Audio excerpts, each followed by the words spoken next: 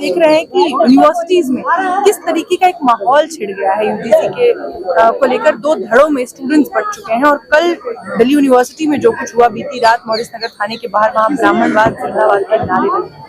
समाज को एक तरफ जहां आप जैसे लोग जगाने की कोशिश कर रहे हैं, आगे ले जाने की कोशिश कर रहे हैं, और जैसा हमारा सुप्रीम कोर्ट कहता है कि अब तो हम बहुत आगे आ चुके हैं, आप पीछे धकेलने की कोशिश कर रहे हैं।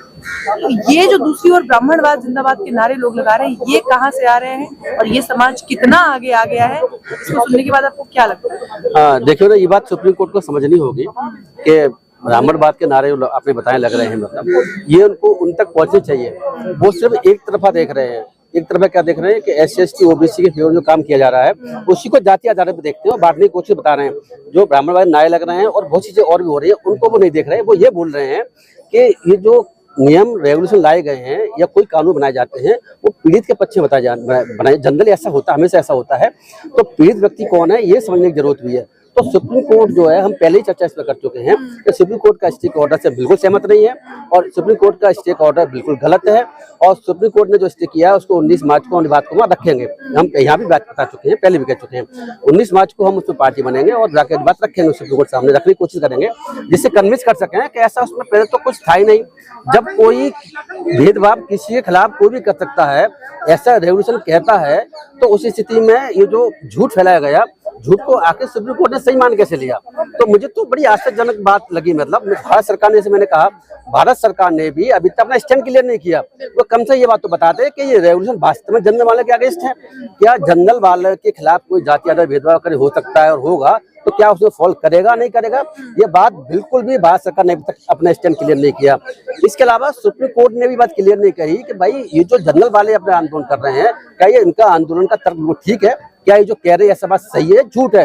क्या इनकी बात झूठ इसीलिए हो सकती है कि हो सकता है कि इनकी भी जाति आधार भेदभाव हो सकता हो तो उसे फॉलो करता हो? इसकी परवाह व्याख्या कहाँ करी सुप्रीम कोर्ट ने? तो ये जो मुझे बड़ा अजीब लगा। तो ये जो ब्राह्मणवाद वाली आपने जो कहानी बताई है, नारे लग रहे हैं और वास्तव में ठीक कह रहे हैं। होना ये चाहिए था कि जो लोग विक्टिम में पीड़ित हैं, जाति आधार पर भेदभाव उनके साथ हो रहा है। वुमेन के साथ में आप देखें सेक्स के आधार पर, जेंडर आधार भेदभाव होता है। इस तरह भेदभाव के बहुत सारे ग्राउंड हो सकते हैं। तो उस सभी को उसमें इंक्लूड करने की कोशिश सरकार ने करी है और मैं उसे सही मानता हूँ। और वो संविधान 1950 से इस बात को कहता है। उससे पीछे चले जाए 1935 में, 19 में भी, तभी अंग्रेजों के कानून में भी यही व्यवस्था थी। तो हमें उससे और पीछे चले जाए, अमेरिका संविधान में देखें या फ्रांस के संविधान में देखें क्रांति का, तो वहां भी ये व्यवस्था है। तो इस व्यवस्था के अकॉर्डिंगली चीजों को लाया गया है। जिससे किसी भेदभाव हो रहा है तो उसके लिए इस पर व्यवस्था हो सकती है। तो सुप्रीम कोर्ट ने, भारत सरकार ने कोई अभी तक अपना स्टैंड क्लियर नहीं किया। आखिर उन्हें भेदभाव लगा कहा, उल्टा कैसे लगा? वो इस बात को कैसे कह रहे हैं कि भाई इसके लाने की वजह से तो रिवर्स डिस्क्रिमिनेशन होगा, कि डिस्क्रिमिनेशन वापस जाएगा, मतलब दोबारा से बढ़ेगा, मतलब तो ये बात गलत है। कि हम सरेआम सड़कों पर नजारा देख रहे हैं। बिल्कुल बिल्कुल ठीक कह रही है, इसमें कोई शक नहीं, देख रहे हैं। और इसमें बहुत सारे नारे भी लगाए गए हैं। वो जातिवाद को बढ़ाने देने वाले नारे भी थे जो जनरल लोग लगा रहे थे। तो सुप्रीम कोर्ट ने और भारत सरकार ने चुप रह करके और बिना अपना प्रॉपर तरीके मान को अप्लाई किए हुए ये झूठ को सच हो जाने दिया। मैं बता रहा हूँ मैडम, मैं पहली बार ये देखा है कि कोई बात झूठ है और बार बार लोगों ने, जो पावरफुल लोग हैं और जिनको मीडिया में, सुप्रीम कोर्ट में उन्हीं की भागीदारी है, 100% वही है, करीब करीब सरकार में वही है, मीडिया में भी, बड़ी मीडिया में वही है। तो उनकी बात को, झूठ को भी सच मान करके मीडिया ने बढ़ाया और सुप्रीम कोर्ट ने भी उसको एक्सेप्ट किया और सरकार ने उसमें मौन सहमति दी। तो ये मैं देश में शायद ऐसा इंस्टांस शायद वो दिनों कभी ना मिले कि झूठ बात सच कैसे की जाती है। सच एग्जाम्पल है। अभी समय है, अभी हियरिंग में लगभग 1 महीने से ज्यादा का समय है। 19 मार्च की तारीख सुप्रीम कोर्ट ने इस पर अगली सुनवाई की रखी है। उसके दौरान, अभी उसके दरमियान जो इतना समय है जिस पर आप लोग लगातार प्रोटेस्ट कर रहे हैं, समाज को गुलामबंद करने की कोशिश कर रहे हैं, आपको लगता है कि ये जो चीजें शुरू हो चुकी हैं, ये टकराव शुरू हो चुके हैं, ये और बढ़ेंगे और आने वाले समय में हम इसको लेकर ज्यादा हमें अवगत होने की जरूरत है, इससे बचने की जरूरत है? बिल्कुल ठीक कह रहे हैं, बिल्कुल बढ़ेंगे, आप बिल्कुल ठीक कह रहे हैं। मैं आपको एक बात बता दूं कि ये जो यूजीसी रेगुलेशन लाए गए हैं उस पर क्या मंशा थी सरकार की, मैं कुछ कह नहीं पाऊंगा। तो मुझे नहीं पता इंटरनली क्या उन्होंने सोचा होगा। जो ही सोचा हो, बाद में इनका लाभ लिया गया या पहले से प्लानिंग था, यह भी कुछ कहना मुश्किल है। लेकिन इतना बस बता दूं कि इस यूजीसी रेगुलेशन के विवाद के बाद पहले प्रोटेस्ट किया और लोगों ने, अब प्रोटेस्ट कर रहे हैं हम लोग, है ना। तो दोनों धड़े इससे नाखुश हैं। तो ये जो प्रोटेस्ट है जो चल रहे हैं और पहले प्रोटेस्ट चल रहे थे, अब जो पहले प्रोटेस्ट चल रहे थे उन लोगों ने अब इस प्रोटेस्ट को बढ़ा करके SC एक्ट तक और आरक्षण की समाप्ति तक ले आए हैं। ये चिंता की बात है कि ये अब लोग, मैं ऐसे कई सारे प्रोटेस्ट मीडिया में देख रहा हूँ तो जनरल वालों ने स्टार्ट किए यूजीसी रेजोल्यूशन को लेकर के, वो जारी किए हुए हैं और कह रहे हैं कि हम तो SC/ST एक्ट की खात्मा और आगे रिजर्वेशन की खात्मा करके ही दम लेंगे, और उसके आगे फिर क्या होगा, उसके आगे संविधान की खात्मा की बात है। तो ये जो आप देख रहे हैं जो विवाद बना हुआ है, इस विवाद को जनरल वाले लोग SC/ST खात्मा खात्मा करके रहेंगे, ऐसा उनका कहना है, और आज तो खत्म करेंगे, ऐसा उनका कहना है। ये सिर्फ यहाँ तक सीमित रहने वाले नहीं है। और मैं एक बात बता दूं मैडम, ये शायद ऐसा पहली बार हुआ होगा देश में, क्या पहली बार हुआ होगा कि जो अप्रेसर हैं, जो कि दबाने वाले लोग हैं और जो दबने वाले लोग हैं, उनसे दबाने वाले लोग जो है वो जीत रहे हैं।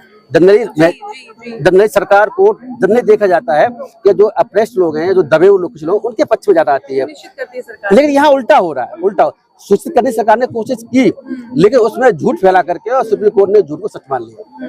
लेकिन सर, इसके अलावा सबसे अहम चीज जो अभी जो कुछ हुआ है, क्योंकि पहले जब 3 दिन उन्होंने प्रोटेस्ट किया, सामान्य वर्ग ने यूजीसी के खिलाफ प्रोटेस्ट किया, तब हमने इस तरीके की एक भी कोई स्टोरी नहीं सुनी, न एक FIR हुई, कुछ भी नहीं हुआ, शांतिपूर्ण तरीके से तमाम चीजें हो गई। अब जब बहुजन समाज सड़कों पर है, वो अपने अधिकार के लिए सरकार से और सुप्रीम कोर्ट से मांगे कर रहा है, तो हम देख रहे हैं कि दूसरा धड़ा उनके बीच में आकर उन्हें उकसाने की पूरी कोशिश करता है, जो कि साफ है जाहिर तौर पर। क्या ये तमाम चीजें सुप्रीम कोर्ट कंसिडर करेगा अगली सुनवाई में? ये बात भी बहुत इंपॉर्टेंट है। मुझे डाउट करेगा, लेकिन हम कराने की कोशिश करेंगे।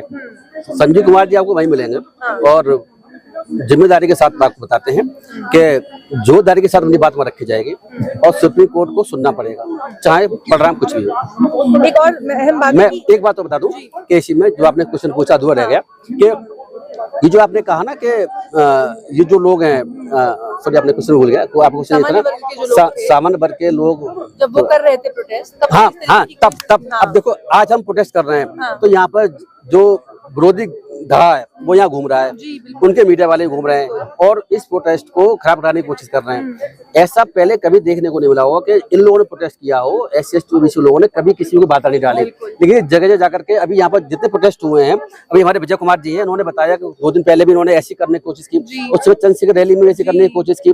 तो ये इनकी स्ट्रेटेजी का हिस्सा है और इस पर कोई कार्रवाई न होने के खिलाफ में, और हम लोग के खिलाफ कार्रवाई जगह जगह कई जगह पुलिस वाले कर रहे हैं। ये दिखाता है कि जो प्रोटेस्ट जनरल वाले कर रहे थे, उसमें वो प्रोटेस्ट जनरल वालों के नहीं थे, वो सरकार के द्वारा प्रायोजित प्रोटेस्ट थे, सरकार का समर्थन था, इसी वजह से सरकार ने कोई उनके लिए कार्रवाई नहीं की। तो ये लोग जब आए, तो जबकि सरकार इनके फेवर में कानून लेकर के आई है, तो ये लोग जब कानून को स्टे कर दिया, जब प्रोटेस्ट कर रहे हैं, तो सरकार की फेवर बात कर रहे हैं, तो फिर सरकार इनके खिलाफ उल्टी कार्रवाई कर रही है और उनके खिलाफ कार्रवाई कोई नहीं की। तो ये अब दिखाता है सरकार उनसे मिली हुई है और बिल्कुल आने की कोशिश कर रही है हम लोगों को, ऐसा कह सकते हैं। बहुत बहुत धन्यवाद सर। और 19 मार्च का तमाम लोगों को इंतजार है, जब ये पूरा मामला एक बार फिर सुप्रीम कोर्ट के सामने होगा, और उस वक्त देखना होगा कि क्या सुप्रीम कोर्ट अपने अंदेशों पर फैसला लेता है या फिर जो वास्तविक स्थितियां सामने आ गई हैं यूजीसी के गाइडलाइंस के बाद से, उस पर कोई फैसला लिया जाएगा। बहुत बहुत धन्यवाद।